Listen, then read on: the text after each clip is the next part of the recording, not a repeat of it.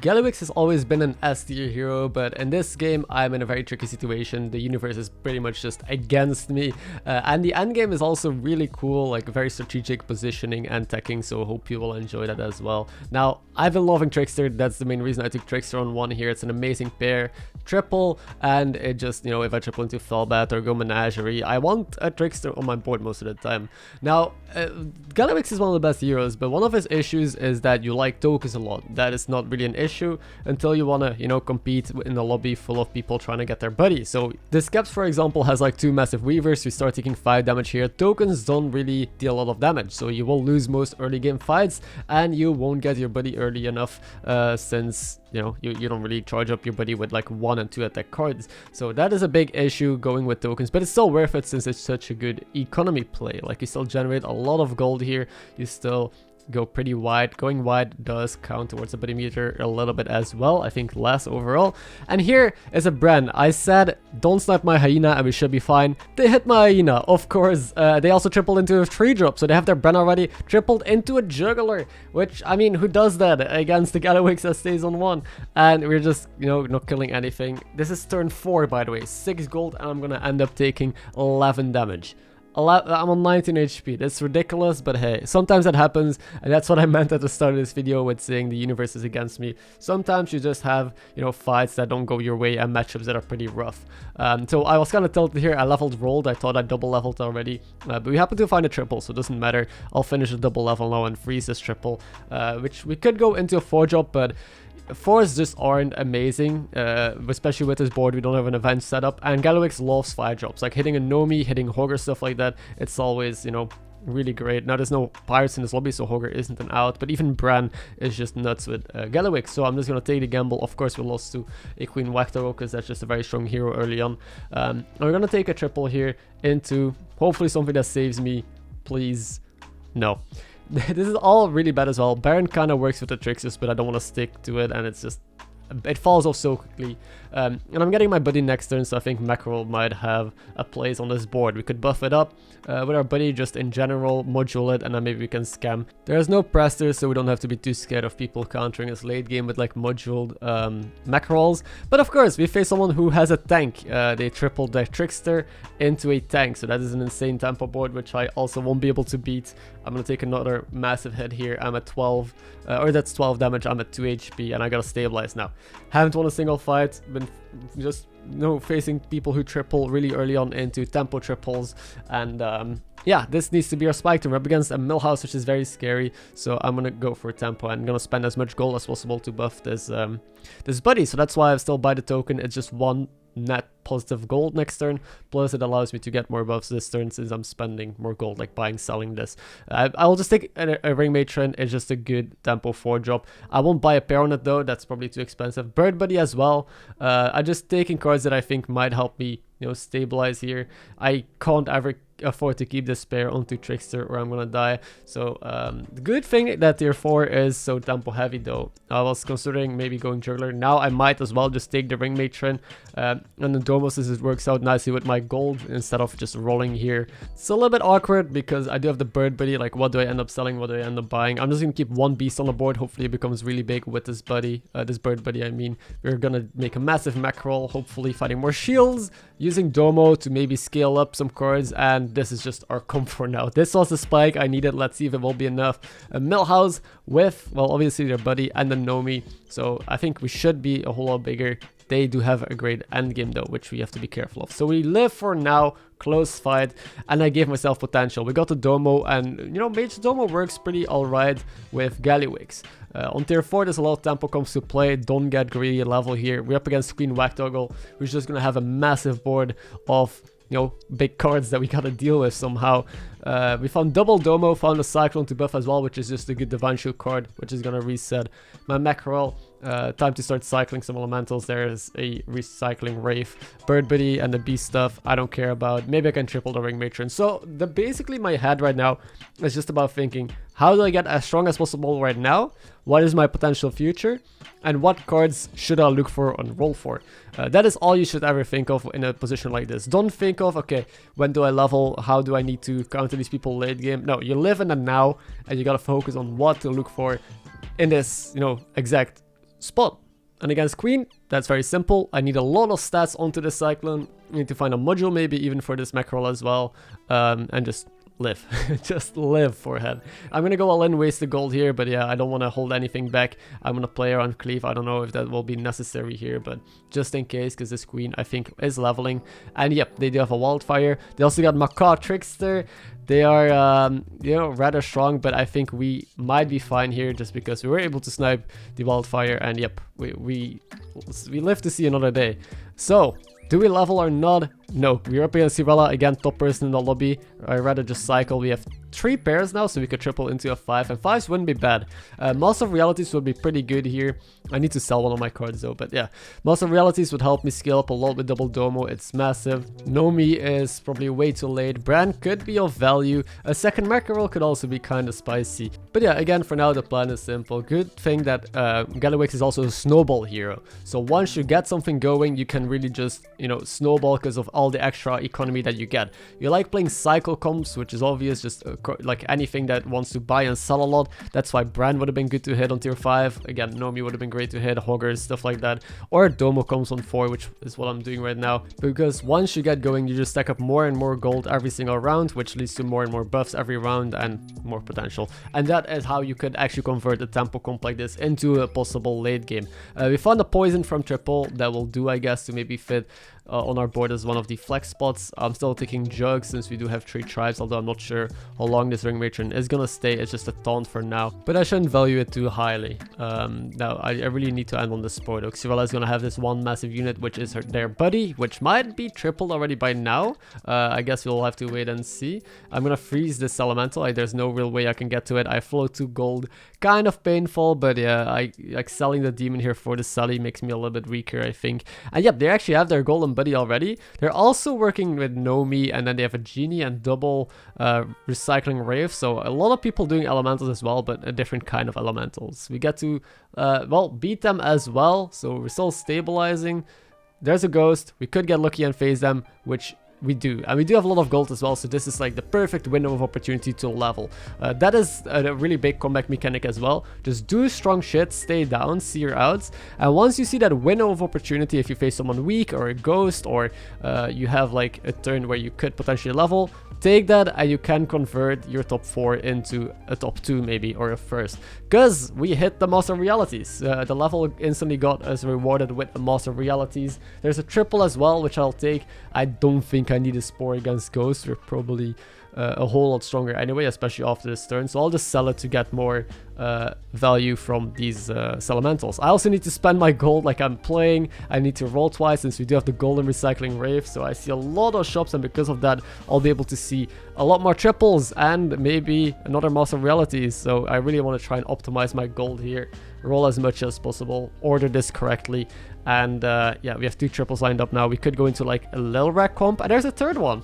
Amazing turn. So yeah, the best 6s would be more elemental stuff or Mag-Snap. I'm gonna take a Mag-Snap. There's also Hamul, which could be okay, but I think I'd way rather just, you know, play safe. I have to waste some rolls here, sadly, but there's nothing I can really do about that. And let's see what this 6 drop is. Another Mag-Snap would be fine. Amalgadon, you know, isn't always guaranteed good, but I'll take it. And to get to this triple, I need to sell something on my board. I think the only thing I can really, like, realistically sell here is the recycling rave, because the Dong did get poisoned, and we can modulate again because there's max in the lobby. So third triple, I guess it's a genie. I'll just take it. And now this master in 1 turn is gonna spike a lot from being a 6/6 into, well, you'll see how big it gets. Now, the issue is that a golden Major Domo is actually worse than 2 Major Domos. Now, it's only a 17/17. So a golden Domo hits only once, but for +2/+2, while double Domo hits, you know, once, but both for +1/+1. So it actually doubles the stats onto Master. So this Master would be twice as big.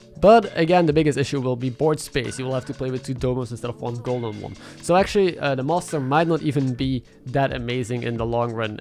We also sold our recycling rave, so we can cycle, you know, slightly less elementals here and see slightly less shops. I'm wondering if I should buy every elemental, and I think I should, just because we do have the golden Domo Master and we're still Gallywix, so we do get that gold back next turn. And there's a module for probably my Amalgadon. I wanted modules for my Mackerel, but since we have a poison Amalgadon, it's probably just way better to put it on there. And I also have another Mackerel in hand, because I am probably getting my 2 other buddies next turn, so I can buff another Mackerel, so I'm no longer like a 1 or 2 unit Andy. Although, you know, our board is looking kind of good from this very scuffed tempo board, where I just had a Mackerel and 1 Cyclone, and to now also poison Divine Shield Dong. We have a MarkMcKz that we can still reborn. There is a Master of Realities that we're scaling up, and we got 2 buddies, so maybe we roll a Brand. So I'll try and roll a lot, because Brand obviously will be amazing value as well next turn, and maybe more modules, so we can module both Mackerels. That would be the dream, and now we actually have a comp that I think can compete with all these like Nomi high rollers that I've seen in the lobby. And there's 2 modules, so you know, finally some luck after all of the rough early game matchups and fights that we had. Things seem to be back at our side. There's a Tavern Tempest, so I just want to spend as much gold here as possible, try and milk the stats that I'm going to get out of these buddies. Again, still look for a Bran, and this Master of Realities probably has to go. I need to sell 1 thing on my board here if I want to buff this other Mackerel that is in my hand and module it. It is either Domo or the Master of Realities, but I think the Domo stats are just way better, way more valuable onto our Cyclone than having another taunt. Since we do already, you know, have 2 taunted Mackerels, I rather just guaranteed a lot of bounces in between, and we can do the like good old ping pong comp. I also pick up Scavengers to obviously get more stats onto all of these cards, and that's just, you know, great value. It's still a top 6 though, and we're facing the top guy. The Millhouse, who we know super early on had a Nomi already, so they're going to be massive. I really gotta play safe here. I can't really greed any of these turns. I have to just, you know, always, like, you could consider holding these buddies in hand to get you find a Brand, but I really think I can't afford to against this guy. We're just in survival mode still, even though our survival mode is looking a whole lot better than it was a couple turns ago. So we're pretty big, got a bunch of shields, a bit of poison, a little bit of scaling, and let's see if we can compete with the Millhouse, who still has their Nomi. A golden selfless Baron, just to like completely go all in against me, I guess, because they're kind of board locked. They still have their golden buddy and a golden recycling wave, so this Millhouse is really well off and in an amazing spot. But turns out that poison is pretty good against big elementals. Even though they got shields, I was able to properly take care of it, got some Mackerel value, and we're able to beat them. It's a top 4. It's a miracle we even gained MMR out of this game. I honestly wanted to concede close at the start because of how tilting some of these things were, but this is just a reminder of like keeping your head cool and still trying to make the best out of what you're given. The reason as well that I was tilted was the games before these were also horrible. A lot of bad scenarios. In case you saw like my patch update from over a week ago, the game where I high rolled super hard with Lord Barrow on tier 6, I had the best comp I've ever seen. Golden Lilreg, multiple golden Amalgadons, died 8th place to an Illidan. So that was right before this, which is why I was still a little bit in that mindset of like, you know, things are kind of rough. And we hit a Bran. Now I'm really considering if Bran is going to end up being more stats than this Major Domo, and I think it is. Domo still buffs only 1 card on the board, and with the buffs I already have in hand, I think it is definitely going to be a whole lot more, especially in the long run. Since I do have multiple tribes, I can pick more buffs now. Scavenger would be amazing, and with the Leaper, I think stats onto these Mackerels is even more valuable, since it will regain their shield multiple times. So any sort of attack that I can get extra onto these Mackerels will be of great value in most of these fights. I'm also going to lock another Brand because it's still a top 4. Golden Brand with Gallywix is absolutely insane and amazing, since we just go so hard with so much money every single turn. And yeah, I'm not quite sure how long this game will still last. Now we're facing a full poison comp, so that's good to know.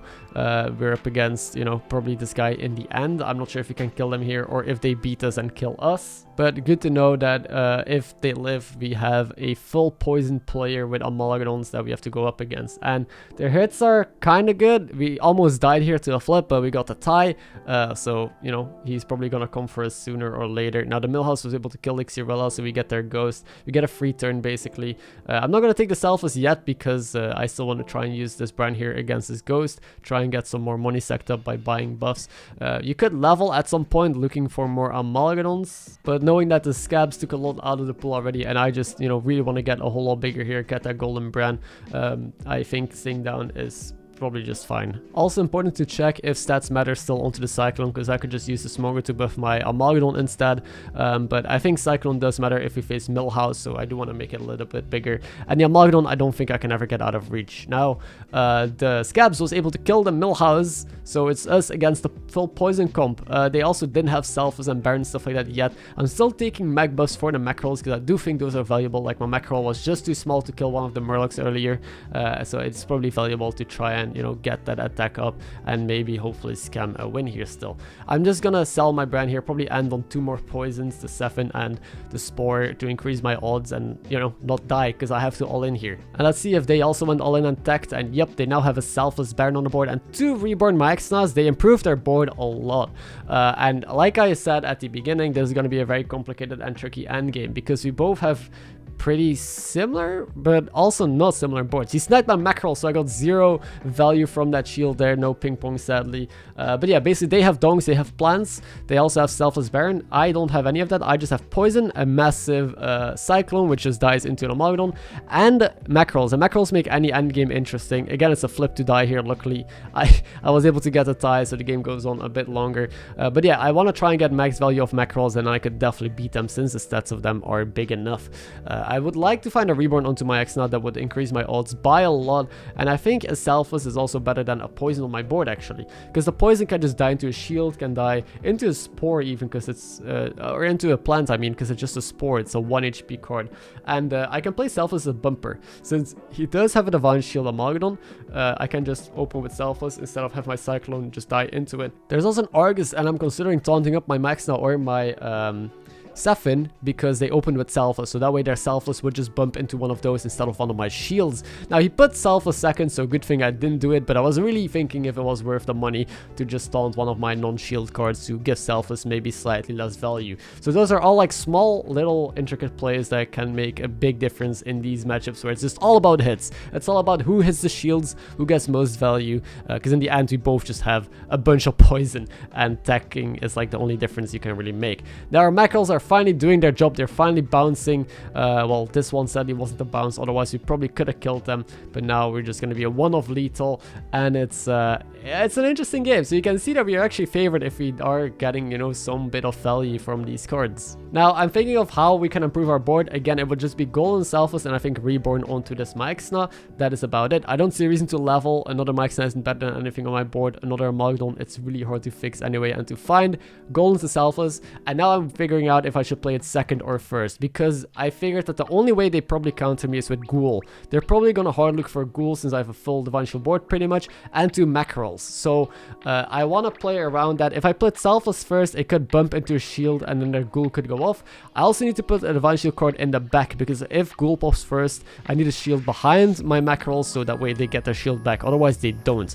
Now, they do have Ghoul and they put it second, but they also taunted a lot of other cards, maybe to play around, again, myself is not getting bump value, which, you know, is kind of what I thought about earlier as well. But luckily, it's gonna screw him over, able to kill a lot of his cards. He killed his Maxna off as well with his Ghoul. Beautiful. And it seems like this will just be an easy win for us. Or easy, you know, it wasn't easy. We had to work hard for it. But again, you don't just gotta tech for your opponent, but you also gotta play around tech cards that your opponent can play against you, which is mainly the Ghoul here. Hope you enjoyed this intricate endgame. It's a very long video, a lot to talk about. But yeah, hope you learned something. Thank you for watching. I'll catch you in the next one.